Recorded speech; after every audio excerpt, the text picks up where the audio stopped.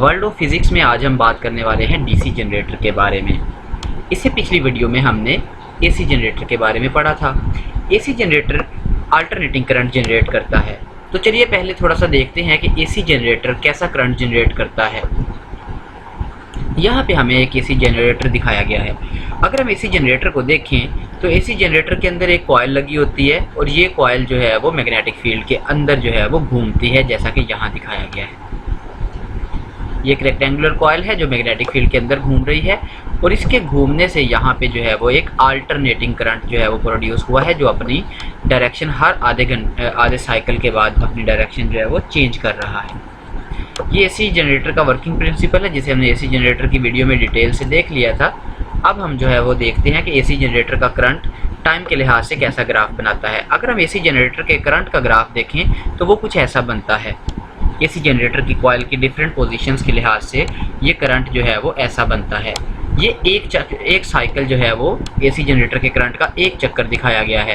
पहले आधे चक्कर में, पहले हाफ साइकिल में जो है वो एसी जनरेटर का जो करंट है वो पॉजिटिव होता है और दूसरे हाफ साइकिल में जो है वो एसी जनरेटर का अल्टरनेटिंग करंट जनरेटर का जो करंट है वो नेगेटिव होता है। लेकिन अभी हमें जो है वो एक ऐसा करंट चाहिए जो अपनी डायरेक्शन को चेंज ना करे। तो हम क्या करेंगे? करंट को इंड्यूस करने का उसूल तो वही रहेगा कि अगर किसी कॉइल को जो है वो मैग्नेटिक फील्ड में घुमाया जाए या किसी कंडक्टर को मैग्नेटिक फील्ड में हरकत दी जाए तो उससे करंट पैदा होता है। तो करंट इंड्यूस करने का उसूल तो वही रखा जाए, लेकिन किसी तरह से इस करंट की जस्ट डायरेक्शन बदल दी जाए। यानी कि जिस हाफ साइकिल में ये करंट नेगेटिव हो रहा है ना, इसको पॉजिटिव अगर कर दिया जाए तो हमारा काम हो जाएगा, हम डायरेक्ट करंट प्रोड्यूस कर लेंगे। तो इसका मतलब ये हुआ कि डीसी जनरेटर बनाने के लिए हमें एसी जनरेटर में थोड़ी सी तब्दीली करनी पड़ेगी। अगर हम एसी जनरेटर की फिगर को देखें तो एसी जनरेटर के अंदर जो है वो ये स्लिप रिंग्स इस्तेमाल होते हैं। ये स्लिप रिंग्स इसलिए इस्तेमाल होते हैं कि एसी जनरेटर की जो कॉइल है इसमें से करंट को बाहर ले जाया जा सके। क्योंकि ये कॉइल मुसलसल घूम रही है तो हम डायरेक्ट वायर कॉइल के साथ नहीं लगा सकते।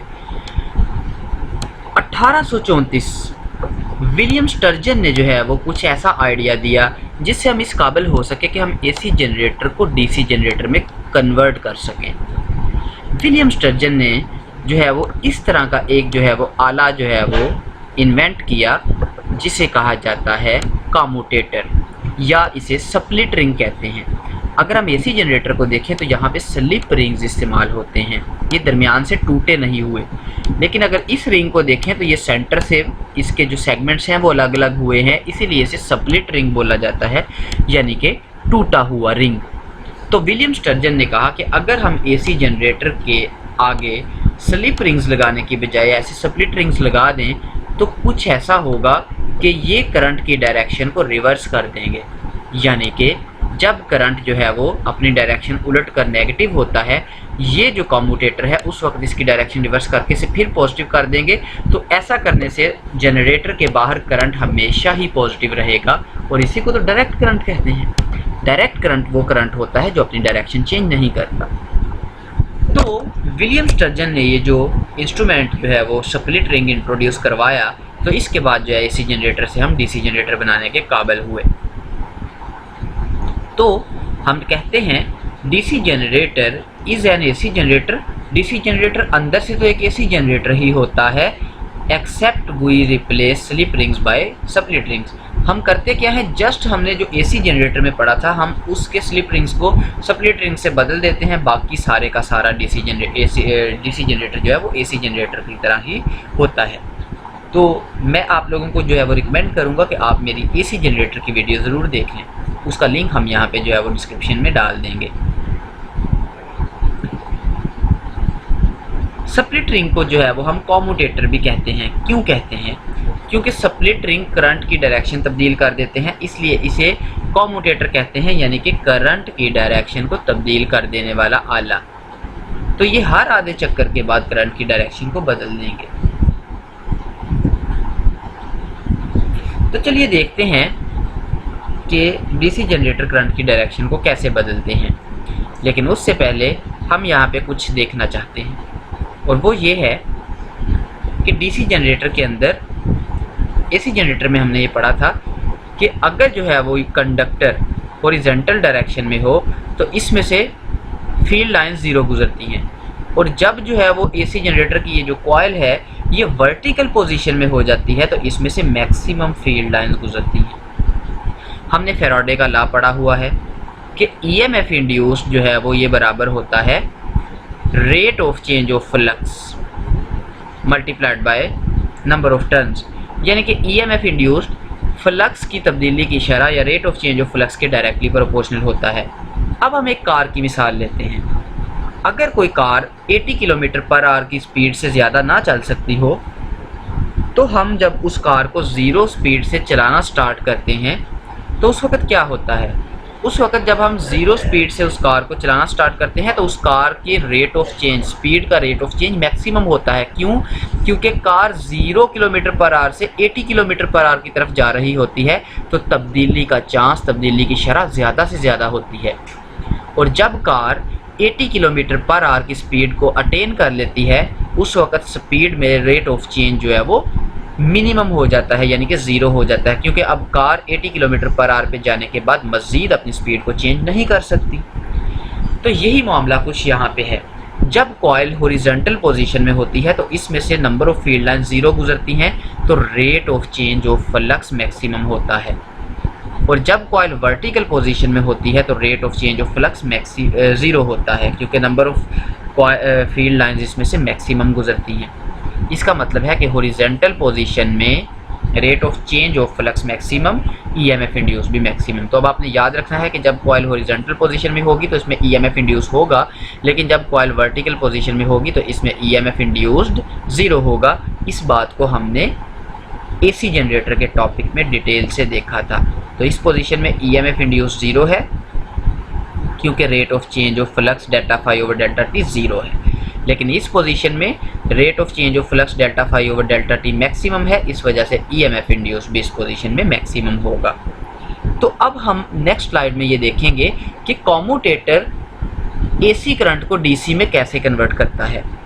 तो चलिए यहाँ देखते हैं। जब कॉइल ने घूमना शुरू किया तो कॉइल की पोजीशन कुछ ऐसी थी, ए बी साइड जो है वो बाएं जानिब थी और सी डी साइड जो है वो दाएं जानिब थी। उस पोजीशन में ए बी के साथ लगा हुआ जो कम्यूटेटर का सेगमेंट है वो ब्रश ए के साथ जुड़ा था और सी डी पोर्शन जो है वो उसका कम्यूटेटर जो है वो सेगमेंट ब्रश बी के साथ जुड़ा था, जिसे हमने यहाँ लिखा है कि ए बी ब्रश ए के साथ कनेक्टेड है और सी डी ब्रश बी के साथ कनेक्टेड है।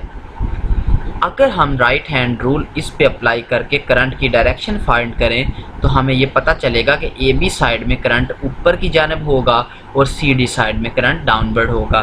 तो करंट कुछ ऐसे बहेगा, यहाँ से ऊपर की जानिब जाता जाता इस तरह आता आता ऐसे ब्रश बी में से ब्रश ए की तरफ आएगा और करंट की इस डायरेक्शन को लोड रजिस्टर में से हमने यहाँ पे बनाया है कि करंट बी से ए की जानिब होगा पहले आधे चक्कर में, फर्स्ट हाफ साइकिल में। अब कॉइल को हमने जो है वो ऐसे घुमाना है कि साइड ए बी को ऊपर की जानिब और साइड सी डी को जो है वो नीचे की जानिब, यानी कि कॉइल को हमने जो है वो क्लॉकवाइज डायरेक्शन में घुमाना है, क्योंकि कॉइल को हम घुमाएंगे तो ईएमएफ इंड्यूस होगा।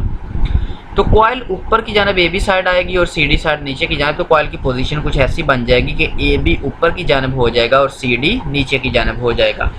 इस पोजीशन के अंदर अगर हम देखें तो कॉइल के अंदर ईएमएफ इंड्यूस्ड ज़ीरो होगा, लेकिन जैसे ही कॉइल जो है वो इससे थोड़ा आगे घूमेगी तो ए बी इधर नीचे आना शुरू हो जाएगा और सी डी ऊपर जाना शुरू हो जाएगा। उस वक्त आप देखेंगे कि ये वाला जो जो कम्यूटेटर है, ये स्प्लिट रिंग का ये वाला जो सेगमेंट है जो ए से जुड़ा था अब आधे चक्कर के बाद बी से जुड़ जाएगा, और जो बी से जुड़ा हुआ था ये वाला ब्रश का जो पोर्शन है, जो कम्यूटेटर सेगमेंट का ये पोर्शन है, ये ए से जुड़ जाएगा, क्योंकि जब कॉइल आगे घूमेगी तो ये वाला कम्यूटेटर सेगमेंट इधर लग जाएगा और ये वाला कम्यूटेटर सेगमेंट इधर लग जाएगा। तो ये सेगमेंट्स अपनी पोजीशन चेंज कर लेंगे, तो इसे हमने यहाँ पे दिखाया है। अब इस पोजीशन में अगर हम देखें, अब ए बी दाएं जानिब आ गया और सी डी बाएं जानिब आ गया, तो ज़ाहिर बात है ए बी में करंट की डायरेक्शन नीचे हो जाएगी, उलट जाएगी, और सी डी में करंट की डायरेक्शन ऊपर हो जाएगी, उलट जाएगी। तो अब ऐसा होना चाहिए कि करंट की डायरेक्शन उलट जाए, लेकिन ऐसा होता नहीं है। क्यों नहीं होता? क्योंकि जैसे ही जो है वो ए बी दाएं जानिब आता है और सी डी बाएं जानिब आता है, वैसे ही ये कम्यूटेटर सेगमेंट भी तो अपनी पोजीशन बदल लेते हैं। तो जो कम्यूटेटर सेगमेंट पहले ए के साथ लगा था, यानी कि ए बी पहले ए के साथ लगी थी, अब ए बी जो है वो कहाँ लग जाएगी, बी के साथ। और सी डी पहले जो है वो यहाँ पे सी डी बी के साथ लगी थी, अब जो सी डी है वो ए के साथ लग जाएगी। तो क्योंकि जो है वो कम्यूटेटर सेगमेंट ने अपनी डायरेक्शन रिवर्स कर ली है, इस वजह से अब करंट की डायरेक्शन जो है वो फिर से पहले वाली ही रहेगी। तो अगर हम राइट हैंड रूल से करंट की डायरेक्शन देखें तो अब सी डी में करंट अपवर्ड होगा और ए बी में करंट डाउनवर्ड होगा। तो करंट की डायरेक्शन फिर से यहाँ से अपवर्ड होता होता यहाँ से फिर बी से ए की जानिब होगी। तो करंट की डायरेक्शन पहले भी बी से ए थी, अब भी बी से ए है, यानी कि करंट की डायरेक्शन बिल्कुल भी चेंज नहीं हुई। तो इसी तरह जब कॉइल अपने चक्कर लगाती रहेगी तो एसी जनरेटर में तो कॉइल करंट जो है वो पहले हाफ साइकिल में बी से ए होता था और दूसरे हाफ साइकिल में ए से बी होता था। लेकिन यहाँ पे ज़रा देखें, पहले हाफ साइकिल में भी करंट बी से ए है, दूसरे हाफ साइकिल में भी करंट बी से ए है, यानी कि करंट डायरेक्ट करंट बन चुका है और इसने अपनी डायरेक्शन को चेंज नहीं किया। अब हम देखते हैं कि ये जो डायरेक्ट करंट बना है इसकी क्वालिटी इतनी अच्छी नहीं है। डायरेक्ट करंट ऐसा होना चाहिए जो अपनी ना तो डायरेक्शन बदले और ना ही जो है वो अपनी मिकदार बदले, यानी कि डायरेक्ट करंट एक ही लाइन पे जो है एक स्ट्रेट लाइन होनी चाहिए। लेकिन यहाँ पे अगर हम डायरेक्ट करंट की जो फिगर देखें तो ये पहले ज़ीरो होता है, फिर बढ़ता बढ़ता है 5 एम्पेयर पे गया, फिर कम होता होता 0 हो गया, फिर बढ़ता है। तो इस तरह का डायरेक्ट करंट जो है इसकी क्वालिटी अच्छी नहीं है। अब इसका हल क्या किया जाए कि किसी तरह जो है वो डायरेक्ट करंट ऐसा बनाया जाए जो अपने मिकदार को भी तब्दील ना करे। अभी हमने एक मसला हल किया है कि डायरेक्ट करंट जो है वो अपनी डायरेक्शन को चेंज करना छोड़ गया है, यानी कि अल्टरनेटिंग करंट डायरेक्ट करंट में तब्दील हो चुका है। लेकिन अब हम ये चाहते हैं कि इस डायरेक्ट करंट की जो है वो वैल्यू भी तब्दील ना हो बार बार। ऐसा करने के लिए हम इस फिगर को देखते हैं। अगर हम यहाँ पे जो है वो इस डायरेक्ट करंट जनरेटर के अंदर ज़्यादा कॉइल्स यूज़ करें तो ज़रा देखिए, ये दोनों कॉइल्स की आउटपुट दिखाई गई है। जब पहली कॉइल का आउटपुट मैक्सिमम है उस वक़्त दूसरी कॉइल जो है वो वर्टिकल पोजीशन में है, तो इसका आउटपुट जो है वो 0 है। अब अगर जो है वो इस कॉइल को घुमाया जाए तो पहली वाली कॉइल जो है वो ऊपर की जानब मूव करना शुरू करेगी, यानी कि इसकी आउटपुट कम होना शुरू हो जाएगी, और ये वाली कॉइल नीचे को जाना शुरू करेगी तो इसकी आउटपुट बढ़ना शुरू हो जाएगी, क्योंकि हमने कहा था कि जो कॉइल हॉरिजॉन्टल पोजीशन में होगी उसकी आउटपुट मैक्सिमम होगी। तो यहाँ पे ये दिखाया गया, पहली कॉइल जो है वो उसकी आउटपुट कम होना शुरू होती है और वैसे वैसे दूसरी कॉइल की आउटपुट बढ़ना शुरू हो जाती है और इस पॉइंट पे ये दोनों आउटपुट्स मिल जाती हैं। तो जब हम इन दोनों आउटपुट्स को जमा करते हैं तो इन दोनों आउटपुट्स का जो सम है वो हमें लोड में मिलता है करंट की सूरत में। तो जब पहली कॉइल का करंट कम होता होता 0 होता है तब दूसरी कॉइल का करंट ज़्यादा हो जाता है। तो ऐसा करने से करंट कभी भी 0 नहीं होता और इसमें तब्दीली का चांस कम हो जाता है, तो आउटपुट थोड़ी बेहतर हो जाती है। यानी कि आगे तो आउटपुट अगर हम देखें तो ऐसे थी, पहले 0 फिर मैक्सिमम फिर 0। अब थोड़ा सा बेहतर हुआ है कि पहले जो है वो मैक्सिमम फिर 4 एम्पेयर, यानी कि अगर पहले 5 एम्पेयर है तो अब 4 एम्पेयर, तो तब्दीली कम है करंट में। यानी कि ये जो डायरेक्ट करंट है ये थोड़ा बेहतर हो गया है। अगर हम 2 कॉइलों की बजाय बहुत सारी कॉइल्स इस तरह जो है वो इस डीसी जनरेटर की जो डीसी जनरेटर का ये जो है वो रोटर है, ये घूमने वाला पार्ट, इसमें हम बहुत सारी कॉइल्स लगा दें तो ऐसा करने से क्या होगा, ये जो आउटपुट करंट है इसमें तब्दीली और कम हो जाएगी और करंट तकरीबन यहाँ पे जो है वो ज़रा देखें सीधी लाइन के साथ मिल गया है। तो नंबर ऑफ़ कॉइल्स अगर डीसी जनरेटर की बढ़ा दी जाए तो उससे हमें क्या फ़ायदा होता है, डीसी आउटपुट जो करंट है उस आउटपुट करंट की क्वालिटी भी बेहतर हो जाती है और ये इस तरह स्ट्रेट लाइन के तकरीबन बराबर हो जाता है। तो आइडियल डायरेक्ट करंट एक ऐसा डायरेक्ट करंट है जो बैटरी देती है और वो इस तरह से सीधी लाइन होता है। तो अगर हम कॉइलें बढ़ाएंगे तो हमारा डीसी जनरेटर का करंट भी बैटरी के करंट की तरह बिल्कुल स्ट्रेट लाइन बन सकता है।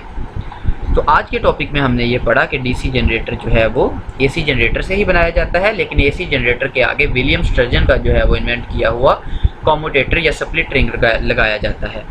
नेक्स्ट टॉपिक में हम डीसी मोटर की बात करेंगे। अभी तक के लिए इतना ही, अगली वीडियो में जो है वो डीसी मोटर की बात करेंगे। इस चैनल को जो है वो सब्सक्राइब करके बेल का आइकॉन प्रेस कर दें ताकि आपको हमारी अगली आने वाली वीडियो का जो है वो पता चलता रहे। अभी तक के लिए इतना ही, नेक्स्ट वीडियो के लिए जो है वो डीसी मोटर के साथ हम जो है वो हाज़िर होंगे। अल्लाह हाफ़िज़।